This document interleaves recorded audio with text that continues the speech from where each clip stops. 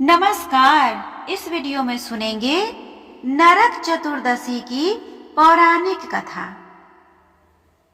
जैसा कि आप जानते हैं, नरक चतुर्दशी दिवाली के एक दिन पहले मनाया जाता है, जो विशेष रूप से धर्मराज के प्रति ये व्रत समर्पित है। इससे संबंधित विभिन्न प्रचलित कथाएं हैं। तो आइए इस वीडियो में इस कथा को पूरे ध्यान से सुनते हैं। इस कथा को सुनने से पहले प्लीज आप मेरे वीडियो को लाइक और शेयर कर ले, साथ ही मेरे चैनल को भी सब्सक्राइब कर ले और बेल आइकन को दबाना ना भूलें, ताकि जब भी मैं इस तरह का धार्मिक वीडियो अपलोड करूं, उसका नोटिफिकेशन सबसे पहले आपको मिले। भक्तजनों, दीपावली के 5 दिन उत्सव में धनतेरस के बाद नरक चतुर्दशी मनाई जाती है। इस दिन को छोटी दीपावली, रूप चौदश और काली चौदश भी कहा जाता है। इस यम पूजा, कृष्ण पूजा और काली पूजा भी होती है। इस दिन दक्षिण भारत में वामन पूजा का भी प्रचलन है। तो आइए इनसे संबंधित इनकी प्रचलित कथाओं को संक्षिप्त रूप से सुनते हैं। इससे जुड़ी पहली प्रचलित कथा है, नरकासुर को भौमासुर भी कहा जाता है।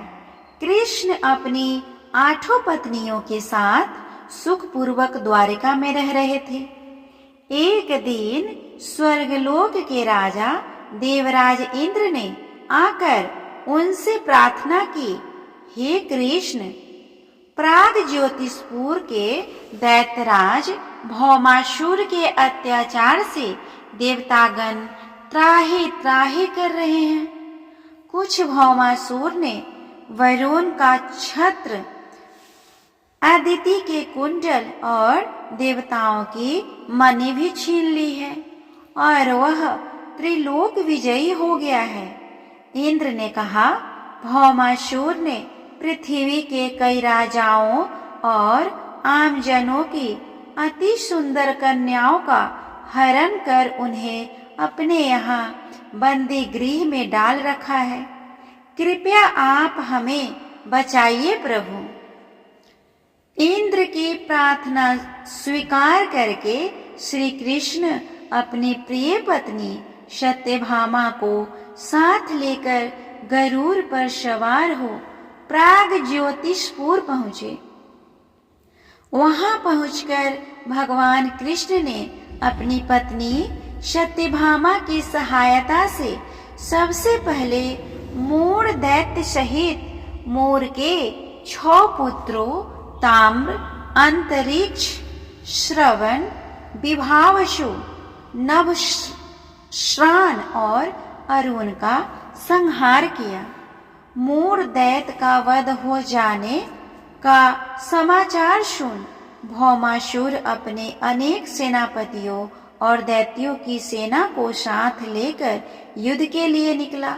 भौमासुर को स्त्री के हाथों मारे जाने का श्राप था, इसीलिए भगवान श्री कृष्ण ने अपनी पत्नी सत्यभामा को सारथी बनाया और घोर युद्ध के बाद अंत में कृष्ण ने सत्यभामा की सहायता से उसका वध कर डाला। इस प्रकार भौमासुर को मारकर श्री कृष्ण ने अपने पुत्र, उसके पुत्र भगदत्त को अभयदान देकर उसे प्राग ज्योतिष का राजा बनाया। भगदत्त कौरवों की ओर से महाभारत में युद्ध में शामिल भी हुआ था। जिस दिन श्री कृष्ण ने भौमासुर का वध किया था, उसी दिन कार्तिक माह का चतुर्दशी था, इसीलिए उसे नरक चतुर्दशी भी कहा जाता है। इस दिन श्री कृष्ण ने भौमासुर अर्थात नरकासुर का वध किया था और उनकी कद से लगभग 16,000 महिलाओं को मुक्त करवाया था। इसी खुशी के कारण दीप जलाकर उत्सव मनाया जाता है। आइए अब हम सुनते हैं नरक चतुर्दशी पर प्रचलित दूसरी कथा। इस दिन दक्षिण भारत में वामन पूजा का भी प्रचलन है। कहते हैं कि इस दिन राजा बलि को भगवान विष्णु ने 52 अवतार में हर साल उनके यहाँ पहुँचने का आशीर्वाद दिया था। इसी कारण से वामन पूजा की जाती है। अनुसर राज बलि बोले, हे भगवान, आपने कार्तिक कृष्ण त्रयोदशी से लेकर अमावस्या की अवधि में मेरी संपूर्ण पृथ्वी नाप ली है। इसीलिए जो व्यक्ति मेरे राज्य में चतुर्दशी के दिन यमराज के निमित्त दीप दान करेगा उसे यम यातना नहीं होनी चाहिए। और जो व्यक्ति इस दिन 3 दिनों में दीपावली का पर्व मनाएगा उसके घर को लक्ष्मी जी कभी नहीं छोड़े, ऐसे वरदान दीजिए। यह प्रार्थना सुनकर भगवान वामन बोले, राजन, ऐसा ही होगा। तथास्तु। भगवान वामन द्वारा राजा बलि को दिए इस वरदान के बाद से ही नरक चतुर्दशी के दिन यमराज के निमित्त व्रत, पूजन और दीपदान का प्रचलन आरंभ हुआ। इसी तरह हम सुनते हैं नरक चतुर्दशी पर प्रचलित तीसरी कथा को। तीसरी कथा यह है कि रंती देव नामक एक धर्मात्मा राजा थे। उन्होंने अनजाने में भी कोई पाप नहीं किया था। फिर भी जब मृत्यु का समय आया तो यमदूत उन्हें नरक लेने के लिए आ धमके। राजा ने कहा कि आप मुझ पर कृपा करें और बताएं कि मेरे किस अपराध के कारण मुझे नरक जाना पड़ा है। यह सुनकर यमदूत ने कहा कि हे राजन, एक बार आपके द्वारा से एक ब्राह्मण भूखा लौट गया था। यह उसी पाप का ही फल है। यह सुनकर राजा ने यमदूत से 1 वर्ष का समय मांगा।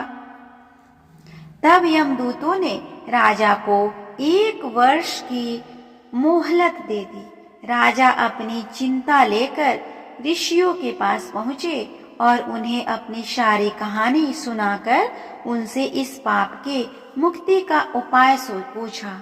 तब ऋषि ने उन्हें बताया कि कार्तिक मास के कृष्ण पक्ष की चतुर्दशी का व्रत करें और ब्राह्मणों को भोजन करवाकर उनके प्रति हुए अपने अपराधों के लिए क्षमा याचना करें। राजा ने वैसा ही किया जैसा ऋषियों ने उन्हें बतलाया। इस प्रकार राजा पाप मुक्त हुए और उन्हें विष्णु लोक में स्थान प्राप्त हुआ। उस दिन से पाप और नरक से मुक्ति हेतु भूलोक में कार्तिक चतुर्दशी के दिन का व्रत प्रचलित है। इस तरह हमने सुना नरक चतुर्दशी पर प्रचलित इससे जुड़ी विभिन्न कथाएं। उम्मीद करती हूँ आप सभी को यह कथा अच्छा लग रहा होगा। कैसा लग रहा है प्लीज कमेंट करके बताएं।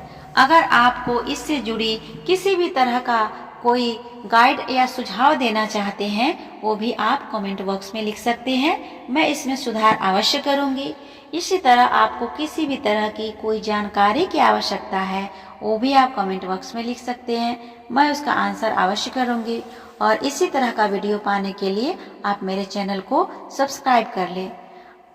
आप सभी को मेरे तरफ से नरक चतुर्दशी और दिवाली की हार्दिक शुभकामनाएं।